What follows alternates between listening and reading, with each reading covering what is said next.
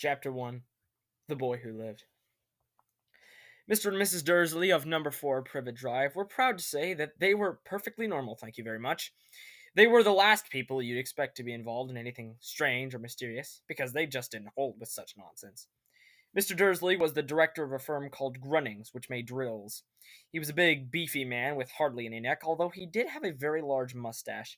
Mrs. Dursley was thin and blonde and had nearly twice the usual amount of neck, which came in very useful as she spent so much of her time craning over garden fences spying on the neighbors. The Dursleys had a small son called Dudley, and their opinion was that there was no finer boy anywhere. The Dursleys had everything they wanted, but they also had a secret, and their greatest fear was that someone would discover it. They didn't think they could bear it if anyone found out about the Potters. Mrs. Potter was Mrs. Dursley's sister, but they had not met for several years. In fact, Mrs. Dursley pretended she didn't have a sister, because her sister and her good-for-nothing husband were as un-Dursleyish as it was possible to be. The Dursleys shuddered to think what the neighbors would say if the Potters arrived on the street. The Dursleys knew that the Potters had a small son too, but they had never seen him.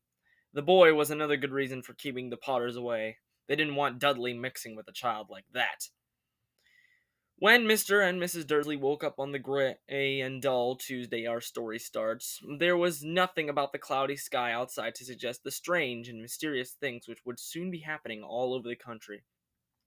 Mr. Dursley hummed as he picked out his most boring tie for work, and Mrs. Dursley gossiped away happily as she wrestled a screaming Dudley into his high chair. None of them noticed a large tawny owl flutter past the window. At 8:30, Mr. Dursley picked up his briefcase, pecked Mrs. Dursley on the cheek, and tried to kiss Dudley goodbye, but missed, because Dudley was now having a tantrum and throwing his cereal at the walls. "Little tyke," chortled Mr. Dursley as he left the house. He got into his car and backed out of number 4's drive. It was on the corner of the street that he first noticed the sign of something peculiar. A cat reading a map. For a second, Mr. Dursley didn't realize what he had seen. Then he jerked his head around to look again. There was a tabby cat, standing on the corner of Privet Drive, but there wasn't a map in sight. What could he have been thinking of? Must have been a trick of the light. Mr. Dursley blinked and stared at the cat. It stared back. As Mr. Dursley drove around the corner and up the road, he watched the cat in his mirror. It was now reading the sign that said Privet Drive. No, looking at the sign. Cats couldn't read maps or signs. Mr. Dursley gave himself a little shake and put the cat out of his mind. As he drove toward town, he thought of nothing except the large order of drills he was hoping to get that day. But on the edge of town, drills were driven out of his mind by something else. As he sat in the usual morning traffic jam, he couldn't help but notice there were a lot of strangely dressed people about. People in cloaks. Mr. Dursley couldn't bear people who dressed in funny clothes. The get-up you saw on young people. He supposed this was some stupid new fashion. He drummed his fingers on the steering wheel, and his eyes fell on a huddle of these weirdos who were standing quite close by. They were whispering excitedly together. Mr. Dursley was enraged to see that a couple of them weren't young at all. That man had to be older than he was, wearing an emerald green cloak. The nerve of him! But then it struck Mr. Dursley that this was some silly stunt, probably. These people were obviously collecting for something. Yes, that would be it. As the traffic moved on, and a few minutes later, Mr. Dursley arrived at the Grunnings parking lot, his mind back on drills. Mr. Dursley sat with his back to the window in his office on the 9th floor. If he hadn't, he might have found it harder to concentrate on drills that morning. He didn't see owls swooping past in broad daylight, though people down on the street did. They pointed and gazed open-mouthed as owl after owl sped ahead. Most of them had never seen an owl, even at nighttime. Mr. Dursley, however, had a perfectly normal, owl-free morning. He yelled at 5 different people, he made several important telephone calls, and shouted a bit more. He was in a very good mood until lunchtime, when he thought he'd stretch his legs and walk across the road to buy himself a bun from the bakery. He'd forgotten all about the people in cloaks until he passed a group of them next to the baker's. He eyed them angrily as he passed. He didn't know why, but they made him uneasy. This bunch were whispering excitedly, too, and he couldn't see a single collecting tin. He was on his way back past them, clutching a large donut in the bag, when he caught a few words of what they were saying. The Potters, that's right, that's what I heard. Yes, their son Harry. Mr. Dursley stopped dead. Fear flooded him. He looked back at the whisperers as if he wanted to say something to him, but thought better of it. He dashed across the road, hurried up to his office, snapped the secretary not to disturb him, seized a telephone, and almost finished dialing his home number when he changed his mind. He put the receiver back down and stroked his mustache, thinking. No, he was being stupid. Potter wasn't such an unusual name. He was sure that there were lots of people called Potter who had a son called Harry. Come to think of it, he wasn't sure his nephew was called Harry. He'd never even seen the boy. It might have been Harvey or Harold. There was no point in worrying Mrs. Dursley. She always got so upset at any mention of her sister. He didn't blame her, if he'd had a sister like that. But all the same, those people in cloaks. He found it a lot harder to concentrate on drills that afternoon, and when he left the building at 5 o'clock, he was so worried that he walked straight into someone outside the door. "I'm sorry," he grunted as the tiny old man stumbled and almost fell. It was a few seconds before Mr. Dursley realized that the man was wearing a violet cloak. He didn't seem upset at all about almost being knocked to the ground. On the contrary, his face split into a wide smile, and he said in a squeaky voice that made the passer-by stare, "Don't worry, my dear sir, for nothing could upset me today. Rejoice, for you know who has gone at last. Even muggles like yourself should be celebrating this happy, happy day." The old man hugged Mr. Dursley around the middle and walked off. Mr. Dursley stood rooted to the spot. He had been hugged by a complete stranger. He also thought that he had been called a muggle, whatever it was. He was rattled. He hurried to his car and set off for home, hoping he was imagining things, which he had never hoped before, because he didn't approve of imagination. He pulled into the driveway of number 4, and the first thing he saw, it didn't improve his mood. It was the tabby cat that he had spotted earlier that morning, and it was now sitting on his garden wall. He was sure it was the same one, too, and had that same markings around its eyes. "Shoo!" said Mr. Dursley loudly. The cat didn't move. It just gave him a stern look. Was this normal cat behavior, Mr. Dursley wondered? Trying to pull himself together, he let himself into the house, and he was still determined not to mention anything to his wife.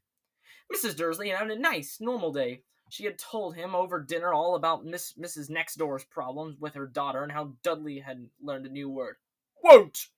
Mr. Dursley tried to act normal. When Dudley had been put to bed, he went into the living room to catch the last report on the evening news.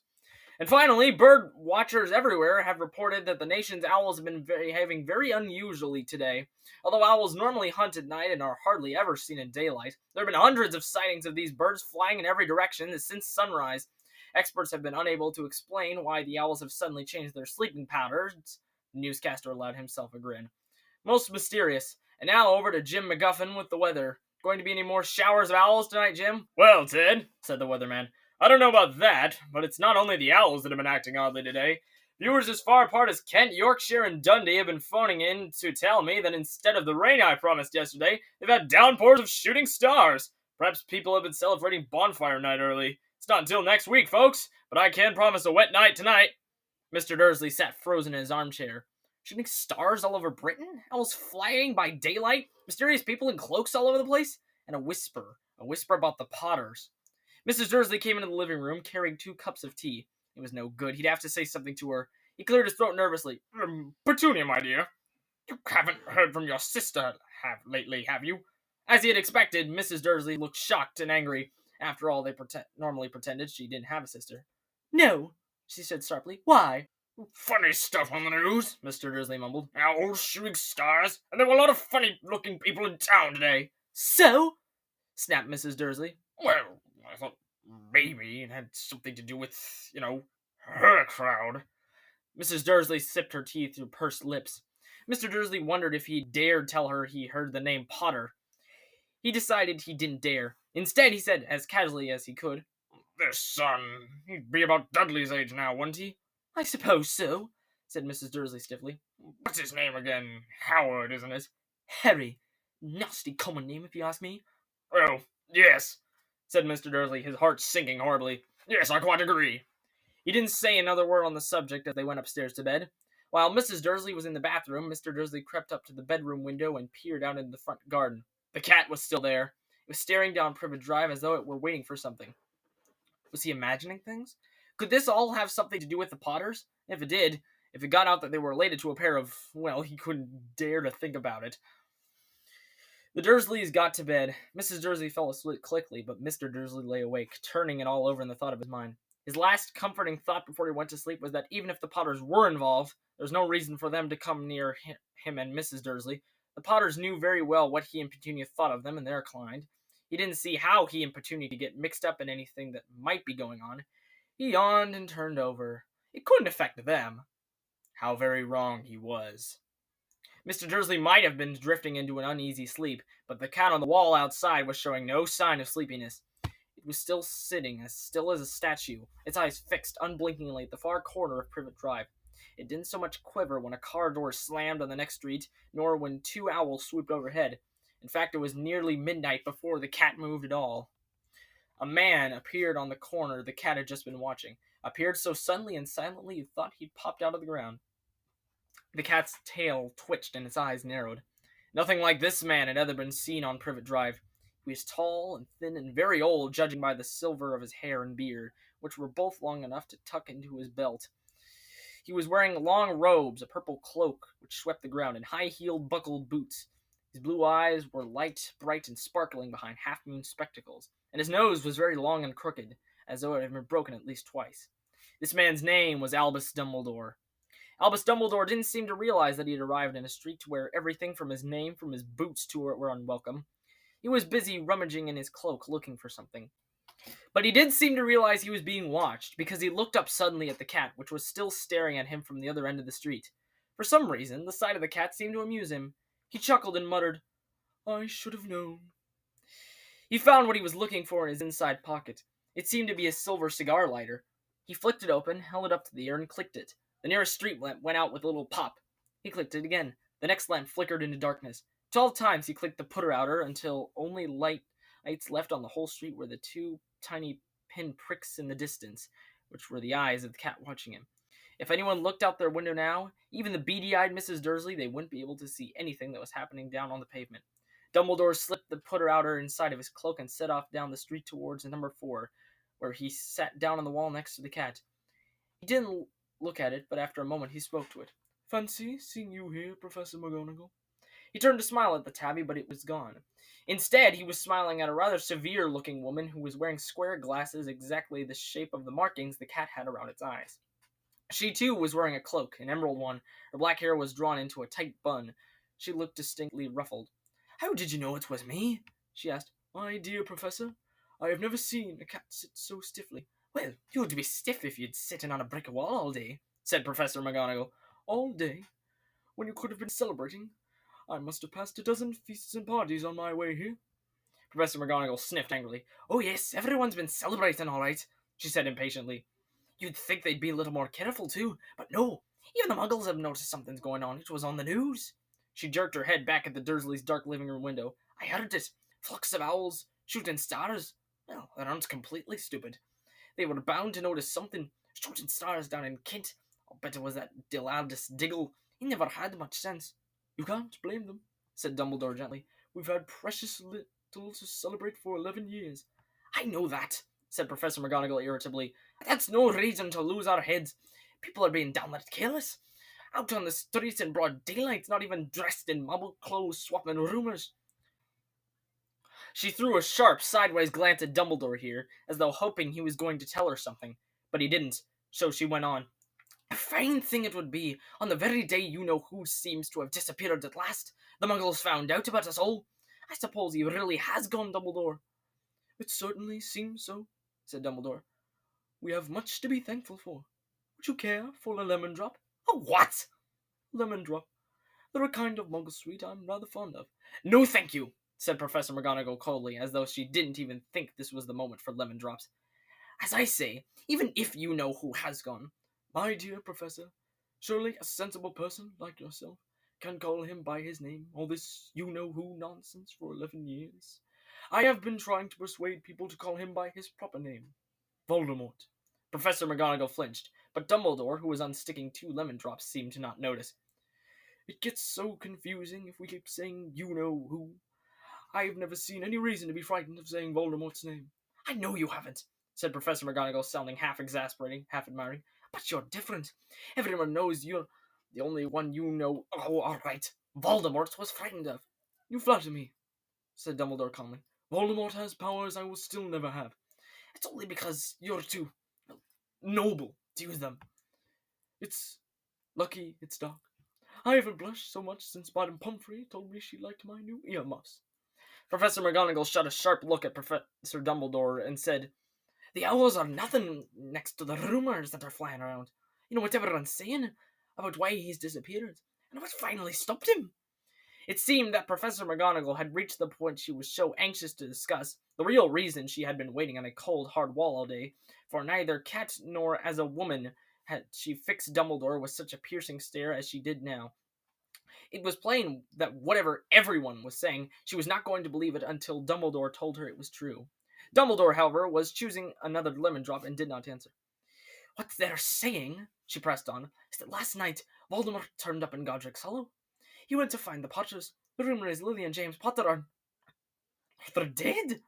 Dumbledore bowed his head and Professor McGonagall gasped. Lily and James? I can't believe it. I didn't want to believe it. Oh, Albus. Dumbledore reached out and patted her on the shoulder. I know, he said heavily. Professor McGonagall's voice trembled as she went on. That's not all. They're saying he tried to kill the Potter's son, Harry. But he couldn't. He couldn't kill that little boy. No one knows why or how. But they're saying that when he couldn't kill Harry Potter, Voldemort's powers somehow broke. And that's why he's gone. Dumbledore nodded glumly. It's true, flattered Professor McGonagall. After all he's done, all the people he's killed, he couldn't kill a little boy. It's just astounding. Of all the things to stop him.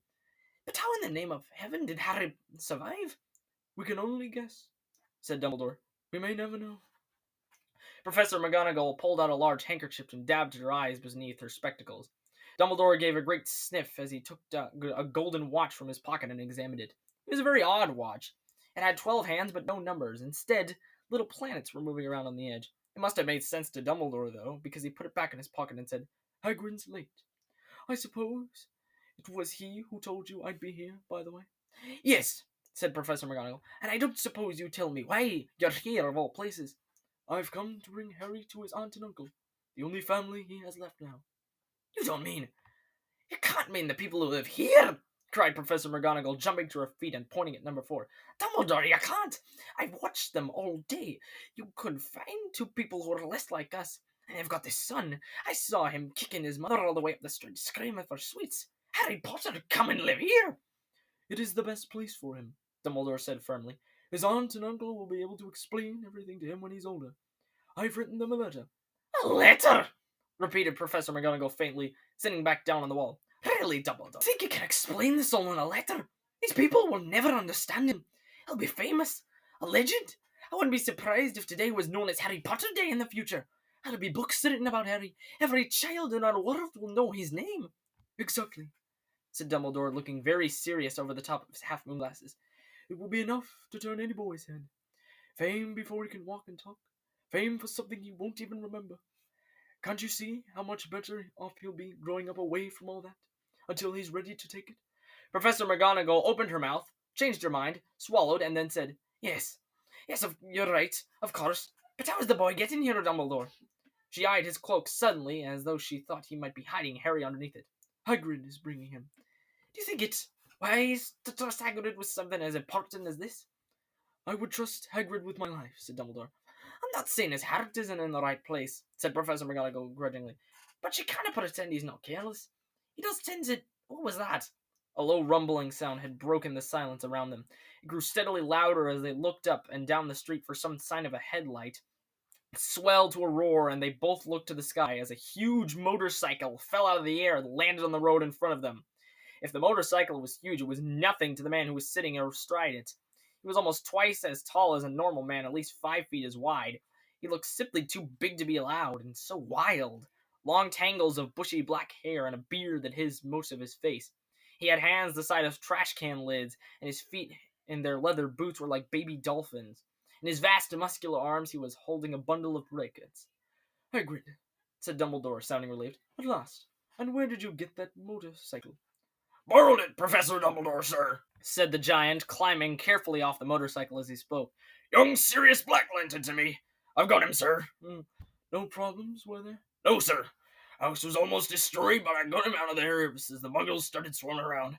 He fell asleep as we was flying over Bristol. Dumbledore and Professor McGonagall bent forward over the bundle of blankets.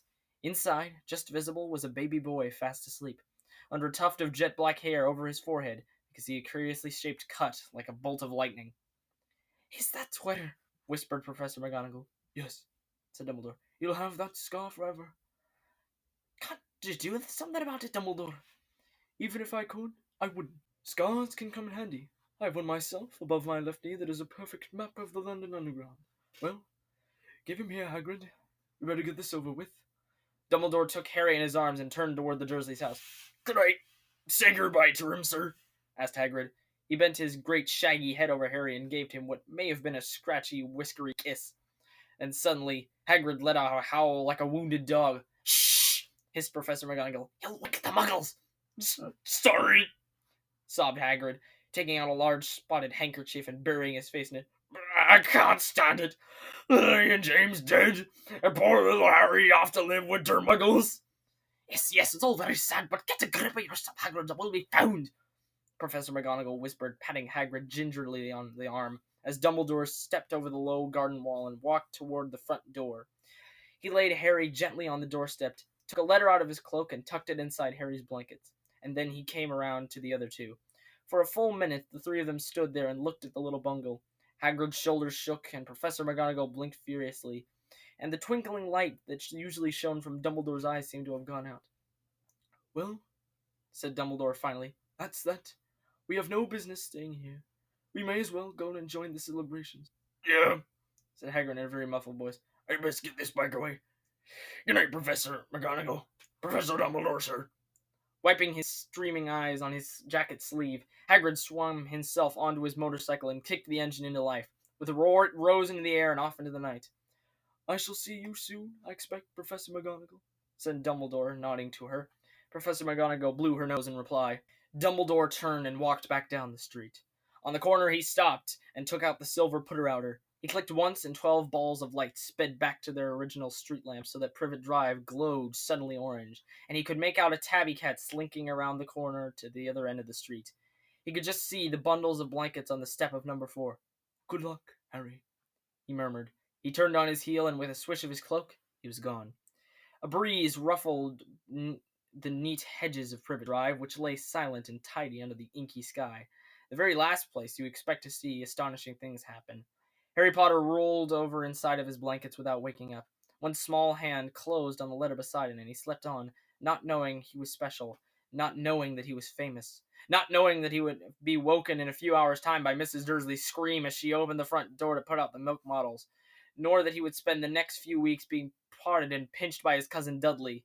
He couldn't know that at this very moment, people were meeting in secret all over the country and were holding up their glasses, saying in hushed voices, "To Harry Potter, the boy who lived."